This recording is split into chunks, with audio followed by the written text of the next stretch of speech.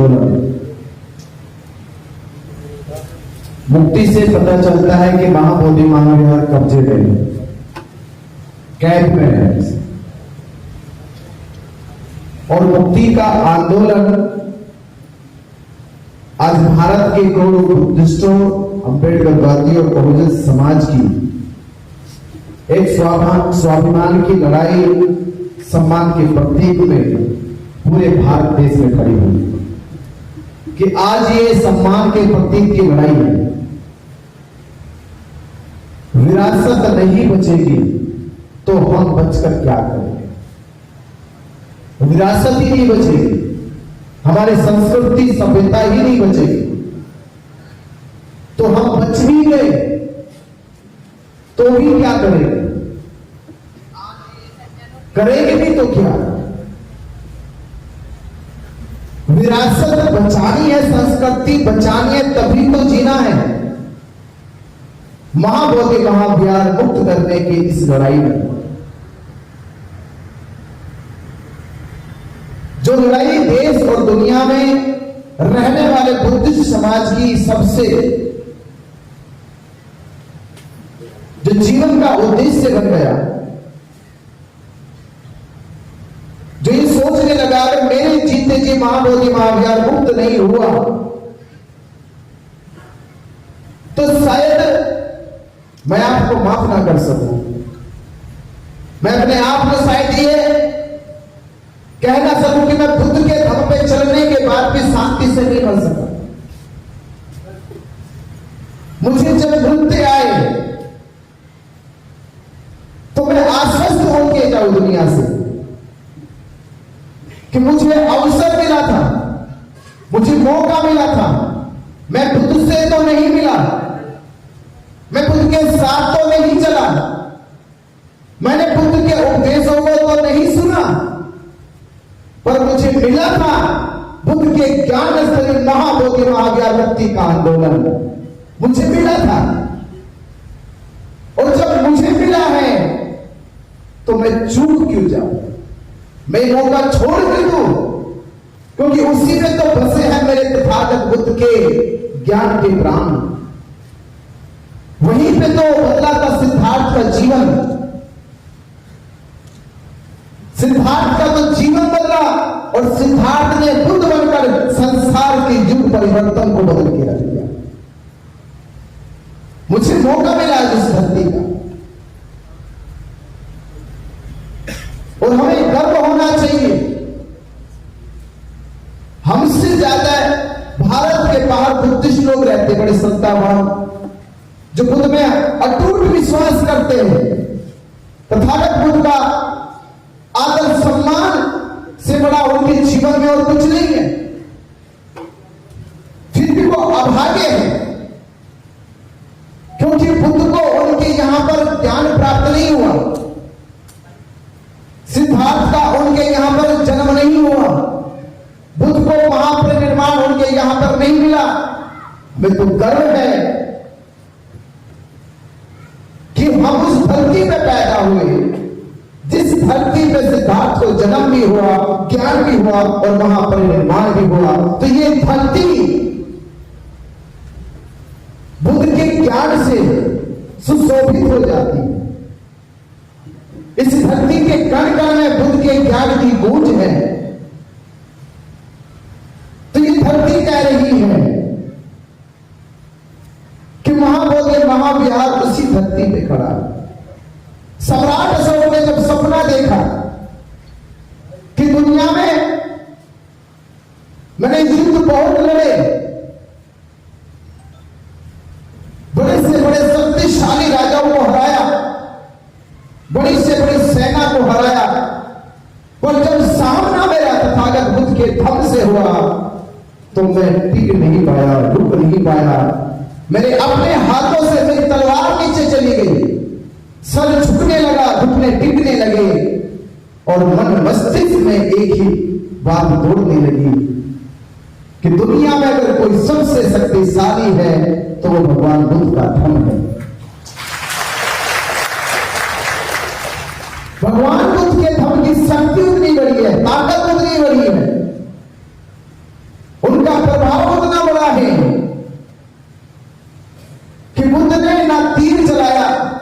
न तलवार चलाई, न कोई शस्त्र चलाया।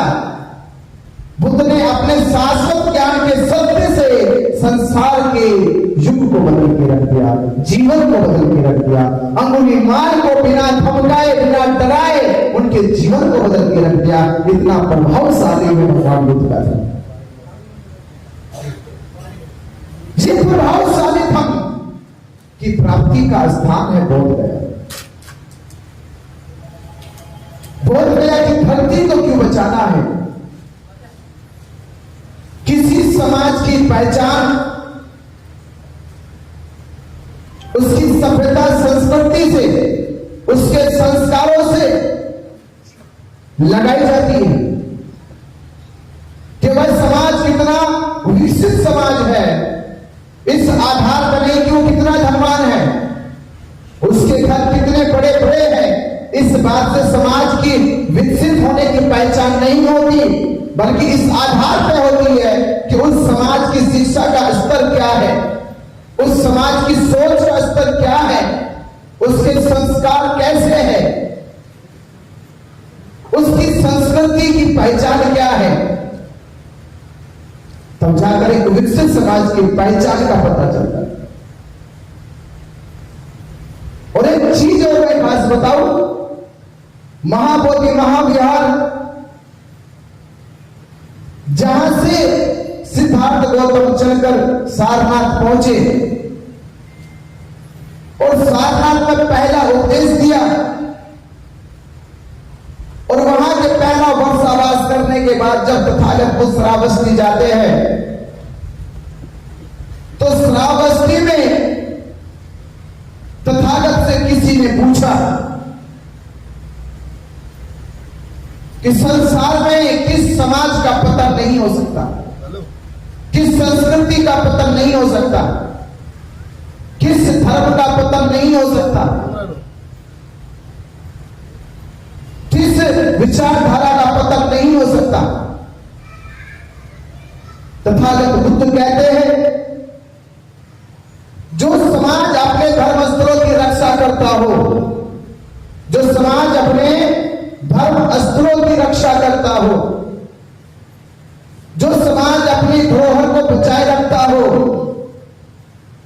जो समाज अपनी विरासत को संजोने का काम करता हो, उस समाज की संस्कृति, सभ्यता और विचारधारा का कभी पता नहीं हो सकता।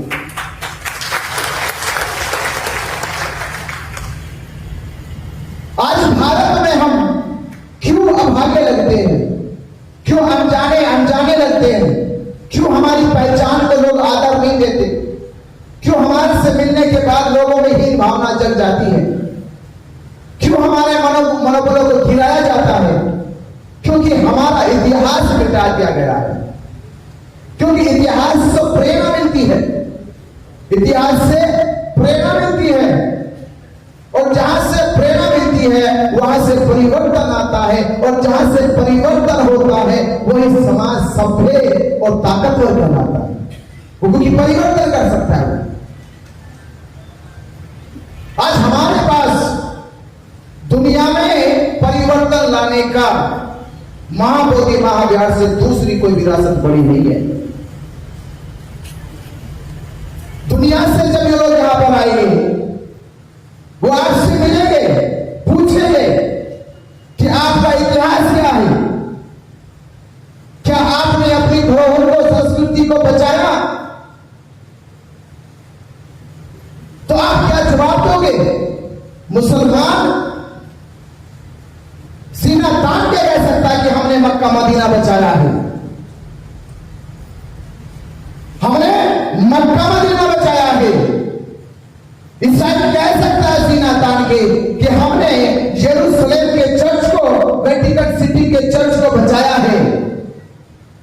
सिख कह सकते हैं कि हमने अपने गुरुद्वारे को बचाया है, और हिंदुओं ने तो अभी कह दिया कि हमने अपने राम मंदिर को बचाया है। वो कह सकते हैं सीना तान के, पर क्या हम कहेंगे? हम कह सकते हैं भी, पर कह नहीं सकते। एक दिन जरूर कहेंगे जिस दिन महाबोधि महाविहार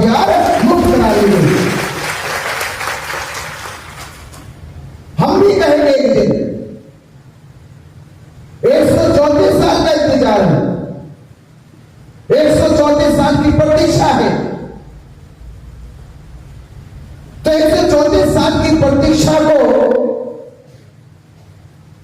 कब तक इंतजार करते रहोगे? आखिरी सांस तक? या महाबोधि महाव्यार की लड़ाई मरने के बाद लड़ोगे? मरने के बाद लड़ोगे? मरने के बाद? मरने के बाद? तो कब? आखिरी सांस है। जब आखिरी सांस होगी तब लड़ोगे? जब मरने के करीब होगे तब लड़ोगे? तो कब लड़ोगे? अभी लड़ोगे? अभी लड़ोगे? अगर अभी लड़ोगे तो फिर कह सकते हो दुनिया वालों से कि हमने महाबोधि की लड़ाई जीते जी लड़ी है और जीते जी जीती है। ये लड़ाई लड़ने की नहीं है, अब ये जीतने की है। लड़ते हुए 134 साल से, अब जीतने की लड़ाई है। और ये जीती तब जाएगी जब हम भारत के बुद्धिस्टों को, अम्बेडकरवादियों को, बहुजन समाज को जब भारत में जागरूक करेंगे कि महाबोधि महाविहार भारत में केवल विहार नहीं है, वो बौद्धों की अस्मिता है, बौद्धों का विश्वास है, उसमें बौद्धों के ज्ञान का प्रतीक है, शांति का प्रतीक है, सिद्धार्थ गौतम की ज्ञान स्थली युग परिवर्तन का स्थल है। जब हम ये कहेंगे तो तब संसार को दिखाई देगा कि इनकी लड़ाई कोई छोटी लड़ाई नहीं है, इनकी लड़ाई केवल छोटी लड़ाई नहीं है। अरे राम मंदिर और मस्जिद की लड़ाई भारत के मुसलमानों और हिंदुओं की है। इतनी छोटी सी लड़ाई जो भारत के लोगों की थी। महाबोधि महाविहार भारत के बुद्धिस्टों का नहीं है, केवल भारत के बुद्धिस्टों का है। महाबोधि महाविहार दुनिया के 56 देश के बुद्धिस्टों का है। ये लड़ाई अंतरराष्ट्रीय लड़ाई है, अंतरराष्ट्रीय लड़ाई है। और महाबोधि महाविहार को तो अंतरराष्ट्रीय सर्टिफिकेट भी मिला हुआ है। यूनेस्को ने विश्व धरोहर कहा है। वो कहते हैं कि महाबोधि महाविहार भारत के लोगों का नहीं है, ये महाबोधि महाविहार दुनिया के लोगों का है। इसलिए हम दुनिया के धरोहर को बचाने की लड़ाई लड़ रहे हैं। तो ये बड़ी लड़ाई हो जाती। तो आप सोचिए, जब आप इस लड़ाई को लड़ते लड़ते जीत जाओगे तो आपके घर में जन्म लेने वाला बच्चा जब बड़ा होगा तो अपने आप पे गर्व महसूस करेगा। वो कहेगा मेरा जन्म उस घर में हुआ है जिसने महाबोधि महाविहार में लड़ाई लड़ी थी और जीती थी। तो आप अपने आने वाली पीढ़ी को ये गर्व करा सको कि आप उनके पूर्वज हैं, आप उनके माता पिता हैं, आप उनके भाई बहन हैं, जिनको मौका मिला था महाबोधि महाविहार मुक्त कराने का। उन्होंने उस मौके को चूकने नहीं दिया और महाबोधि महाविहार में लड़ने का साथ दिया, तन से, मन से, धन से और हर एक मुकाम तक लड़ने के साथ में उन्होंने कोई परवाह नहीं करी, किसी चीज की परवाह नहीं करी। तो तब सोचना ये पीढ़ी कहेगी कि मेरा समाज कायर नहीं था, वो बहादुर था। जैसे आज हम लोग भीमा कोरेगांव की घटना को दोहराते हैं। क्यों दोहराते हो? आप सोचिए 1818 की घटना 200 से साल ज्यादा हो गए, पर आज भी भारत जब भीमा कोरेगांव का जिक्र होता है तो फूल कर सीना हमारा चौड़ा हो जाता है कि 500 हमारे समाज के महारों ने 28,000 पेशवा को उनको जमीन में मिला दिया था, उनके सर कलम कर दी थी। हमारे पूर्वजों की लड़ाई। जब हमें याद आता है कि अभी जब SC कानून में बदलाव किया गया तो भारत के इस बहुजन समाज ने एकजुटता को दिखाकर एक ही दिन में भारत सरकार को घुटनों पे लाकर कानून को मजबूत कराने का काम किया था। ये समाज की एकता थी। तो एकता में कितनी बड़ी ताकत है, कितनी बड़ी शक्ति है। इस शक्ति का आपको बस अपरिचय देना है। जिस प्रकार हिंदुओं ने सुप्रीम कोर्ट के सामने राम मंदिर को बचाने के लिए और बनवाने के लिए पूरे देश में हिंदू जागरण करे, हिंदुओं को एकजुट करा और सुप्रीम कोर्ट को कहना पड़ा कि मामला भले मंदिर और मस्जिद का रहा हो, सबूत कुछ भी कहते हो, गवाही कुछ भी कहती हो, अवशेष किसी के भी मिले हो, पर यह फैसला हिंदुओं के पक्ष में इसलिए दिया जाता है क्योंकि ये भारत के करोड़ों हिंदुओं की आस्था का मामला है। करोड़ों हिंदुओं को जिक्र करते हैं। तो आप मुझे ये बताओ, जब राम मंदिर के लिए करोड़ इकट्ठे हो सकते हैं, जो काल्पनिक है, जिसका अवशेष भी नहीं है, अवशेष भी नहीं है, महाबोधि महाविहार अवशेषों में नहीं है, वो तो विशेषों में दर्ज है, विशेषों में। तो महाबोधि महाविहार के लिए क्या हम लोग 134 साल के आंदोलन को कब तक बढ़ाते रहेंगे? कब तक इसके साल बढ़ते रहेंगे? तो आज हमको ये कसम खानी होगी कि आने वाली 12 फरवरी 2026 तक ये आंदोलन 1 साल कर जाएगा। तब तक हमें भारत में घूम घूम कर आप लोग अपनी गली मोहल्ले समाज गांव में जा जाकर अपने धर्म प्रचार प्रसार में बुद्ध विहारों में बैठकर जब भी आपको समाज में बैठने का मौका मिले उसके माध्यम से महाबोधि महाविहार मुक्त कैसे होगा, बीटीएस रद्द कैसे होगा, महाबोधि महाविहार से भारत के बुद्धिस्टों का परिवर्तन कैसे होगा। जब आप समाज को जागरूक करने का काम करोगे तो हम भारत में जागरूकता अभियान यात्राओं से, सभाओं से, धम्म संवाद से पूरे भारत में घूमने का काम करेंगे और भारत के बुद्धिस्टों को, भारत के अम्बेडकरवादियों को, बहुजन समाज को 12 फरवरी तक जब हम करोड़ों की संख्या में एकजुट कर देंगे, मैं कहता हूं निश्चित कि उस दिन महाबोधि महाविहार मुक्त होगा, बीटीएस रद्द होगा और बौद्धों के पास उनकी अपने सम्मान स्वाभिमान की विरासत उनके पास होगी। तो आप उस घड़ी तक, उस वक्त तक ये काम करना शुरू कर दो तो आपको फिर 134-35 होने का की संख्या नहीं भूलनी। आप कहोगे हमने वादा किया था 34 साल की आंदोलन में ही और हमने 34 पे ही पूरा कर दिया। तो आप इसको 35 होने ना दे, 36 होने ना दे। नहीं तो मैं ये कहूंगा कि अब तो हमें अफसोस होता है कि हमारा जन्म बुद्ध काल में नहीं हुआ। अफसोस होता है। वो लोग बड़े ही पुण्य के धनी रहे होंगे जिनका जन्म बुद्ध काल में हुआ, हमारा जन्म नहीं हुआ। पर हम आज भी धन्य के धनी हैं, हम आज पुण्य के धनी हैं कि आज हमारी आंखों के सामने महाबोधि महाविहार का आंदोलन चल रहा है और उस आंदोलन में हम शामिल हैं। हम धन्य के धनी हैं।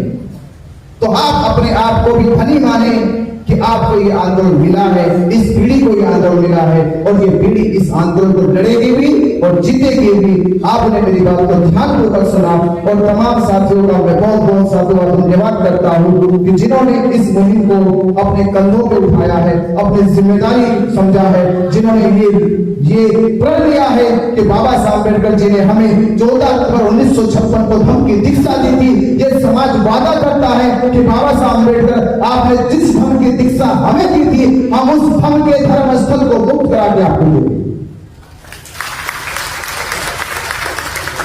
तो ये मुक्त कराने की जिम्मेदारी हमारी है। आपने मेरी बात को ध्यानपूर्वक सुना, शांति से सुना। आप सभी से निवेदन है, गुजारिश है कि आप इस आंदोलन को लड़ोगे और जीतोगे। नमो बुद्धाय, जय हिंद।